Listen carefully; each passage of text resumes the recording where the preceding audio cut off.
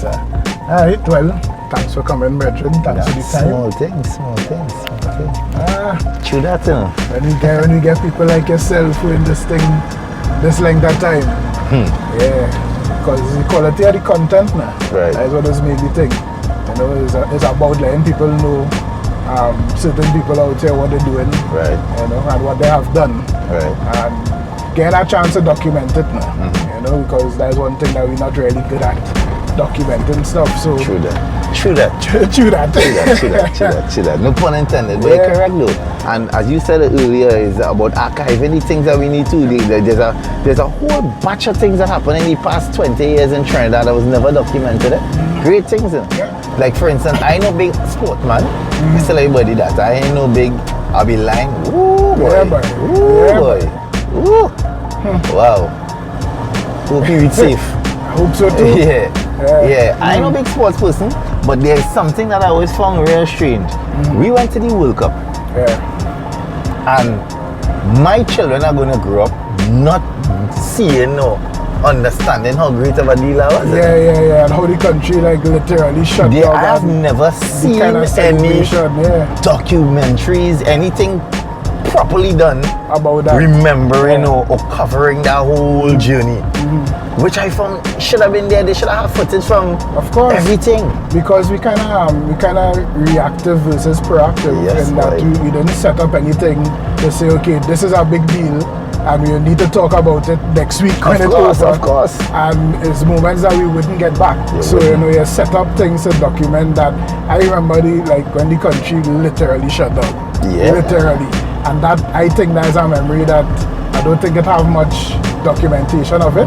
Well, at least to me, yeah, you can't see it. So there's things like that.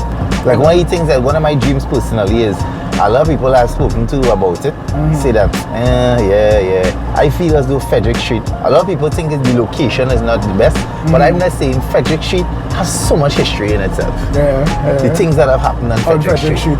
Right? And I find just taking a little page out of the US book with how they have the Hollywood Walk of Fame. Right. I think we should take Frederick Street and line Frederick Street with some of the greats. There's so many people that did so much for Trinidad that just going unforgotten. They're just going with nobody and nobody don't care.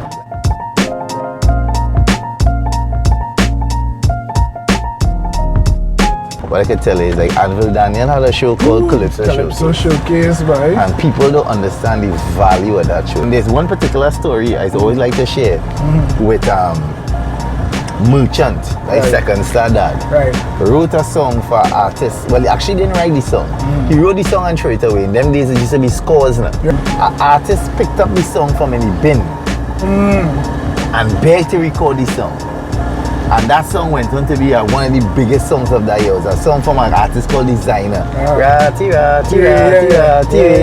Fine and somebody. That was actually a garbage tune. Wow. It might sound derogatory, you would have seen this was a garbage song. The song in itself wasn't garbage. But the writer of the song felt as though it wasn't up to his standard. That's to show you the level that dude was at back in them days. That he could have taken a song that was a hit song. I was like, that's not my standard. I'm feeling that. I could have crumpled the paper and throw it in the bin. And I was a child them times coming up, watching that show. And something about that particular interview resonated with me now. Two most important times in my life is the day he was born and the day he figured out what he was born to do. And I was fortunate enough early out in life to know exactly what I wanted. I always knew I wanted to be where I am right now.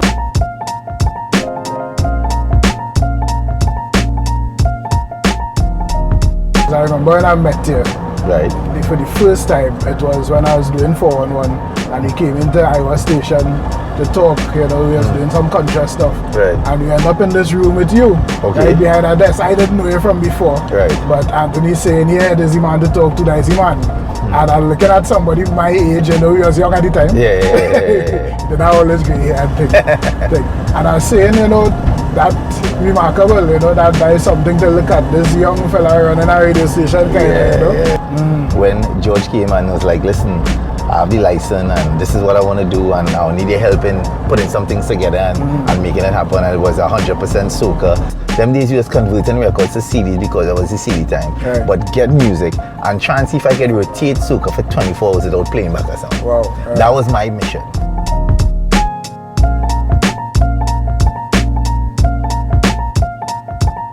The problem we encountered as we fast forward was the generations that came was not getting content for them. Meaning the young urban generation didn't have material that they were favoring. Right. So a radio station to be hip and cool and get advertising needed to diversify. Exactly, and you have to have a demographic. Right. And soca in itself had no demographic. At the time. At the time. Like I always tell people, soca in itself, a soca artist has no identity.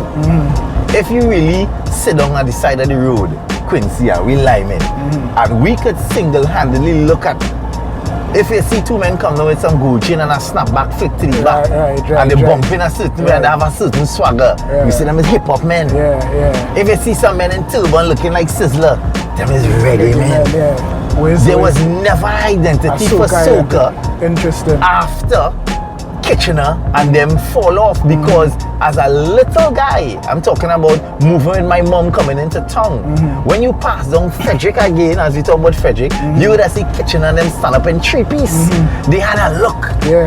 That has gone. No, you're right, because I remember I was doing something with Remy, one of Remy tracks, I forget the name.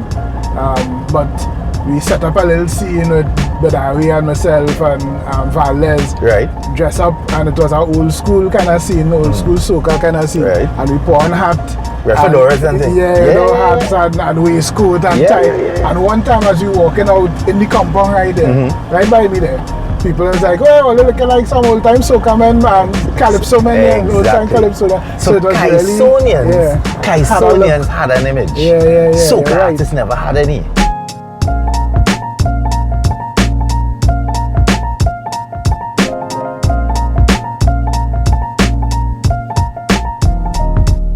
Fast forward, American Idol was 3 years in the running when Soca Star was created.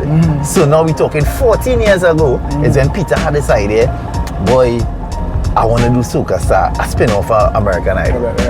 And at that time, I already had music from every little youth man who trying to sing a soca. So I had volume, CDs on top of CDs. I had at the time over 500 and something songs. And from there is where we start. And Soca Star started. And Soca Star was then now my opportunity to drive the content from young people, get in the mindset and create something that the young people will be interested in. When you go to a big party and the gate man ain't want nobody to come in, and then the gate cracking about 5-6 men get to run in, your partner and everything looking at storm, that's how the soca business was set up. And when that door cracked, the men who squeezed the foot and get in was Bungie Garland, Maximus Dan, KMC, Benjai. It was a handful of men get in. Trees in that whole clan, get in. And at that time it's like, right, young people had something to hold on to. Marshall, although he passed 3 generations and has been here for so long, he was never considered young. Because he was battling with the Kitcheners and these Black Stallions and them. So we knew who he was, yes, but young people couldn't hold on to him like one of ours because he was there from before. So they held on to the KMC and the Bungie and then the Fayans and the Destras.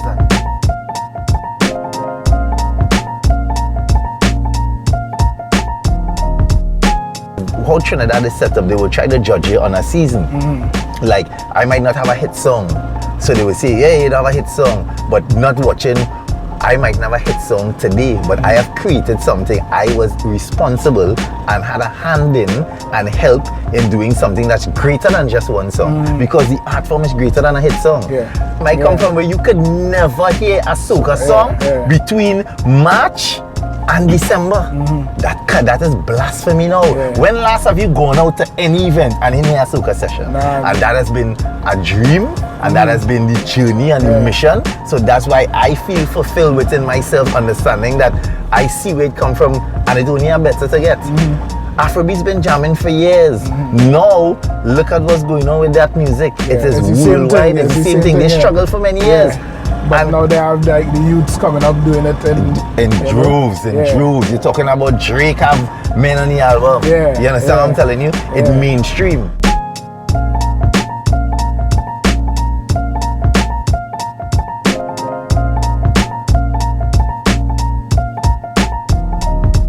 People feel that the soca is 100 years old. It's not.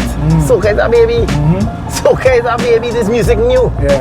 I am one who will always say, Grammy and all of these accolades are fine, but we need to fight to love it first. Of course. Because we are party lovers, not soca lovers, bro. We are not real fans of the music. We are fans of the byproduct of the music. The enjoyment. The byproduct is like mass men in Trinidad. I will always have an issue with them because they, in the culture, they make money in the culture, but don't respect what drives the culture. You catch what I'm saying? Look at what musicians have to suffer, you know. Soca is too young for musicians to be struggling the way they're struggling. A man who, a flicking bass man, a soca bass man, supposed to be happy.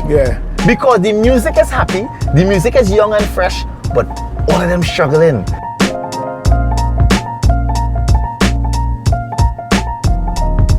And also live soca is a next level of lacquery. It's a whole next level. Which is why I came up with, because my father was a musician and I know music truck to be a band playing the liver string out, but the euphoria that you used to see on people, you know, people enjoying and experiencing live music. We lost that. And again, it's too soon to lose that because the music is too young.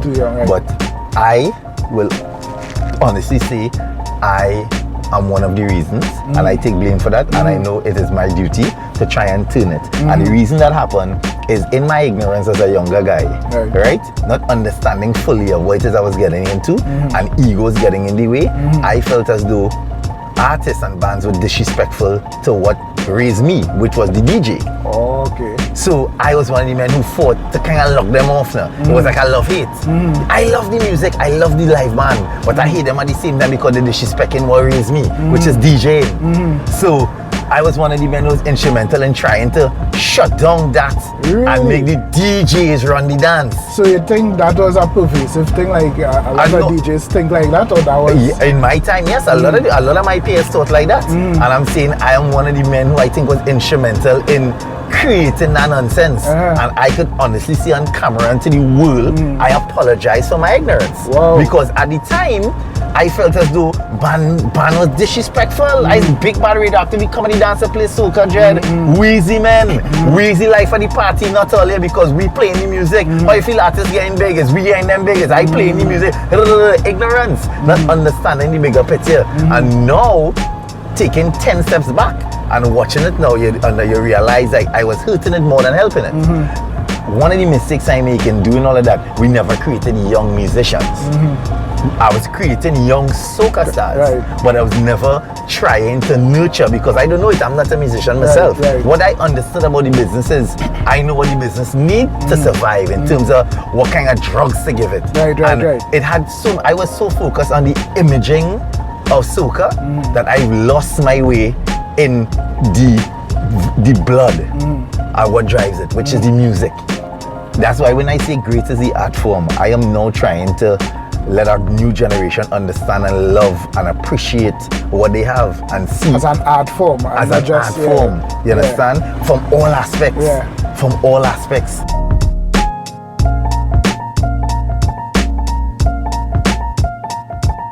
They do something real big by saying, I identified this wrong turn that I made and I'm putting it back this way. And I'll go down and line it up to what could seem to be a trivial question, but I feel it might have some more. Your name. Which one of the names? Well, that is it. 1,000 of them. All of them. That is it. Well, did it have anything to do with the evolution and the learning? Say, so start as TC, of course. When they move on to Super Jaiga. TC is my name. That's the initials of my government name, which is a name that I had from birth. That I was always called TC as a kid growing up. And I get a quick history lesson coming up in the market. TC was a bicycle I used to sell in the market. And the Super Jaiga came when I started DJing in the radioactive days. But I live to see now, fast forward to 2019, when I go to pick up my daughter in school, and every child between the ages of 8 coming up, they know me as Jaiga. Right. They don't know who Super Jaiga is. Right, They would have right, never seen Soca right. Star. You understand? But they know who Jaiga is. You understand? They know great is the art form. When I say great is the art form, I want people to own it wherever you are in the world. And it don't only have to be soca, you know. It's about respecting and understanding where you are as a young person and appreciating what you have now. I mean, a time now where Trinidad bleeding. Yeah. And they bleeding because we have no identity, we lost. Yeah. You understand? Yeah. So I am now just trying to say, hey, listen guys, I know, but this could be great too. So that we just be on this train. Yeah. You understand? Yeah. And it don't have to be, as I say, it don't have to be soca. That's what it is doing. Let's do it positive and just keep it great. You understand what I'm saying? So that's how that whole thing start up. I hear you. Yo, here what is happening. Serious things happening on the corner of H Street and Jewelry Road in Barataria. Brent and them. Here what going on. There's a roast, steam, smoked fish. Yeah, something crazy, yeah? Coconut milk and all kind of thing with provision pie and dumpling. Plus they have akra, real nice. When I tell you good. You know, can't go wrong. Telling you, can't go wrong. Don't take my word for it. Come up and check it out for yourself and go on to that tt.com, check out the review and like yourself. Boom.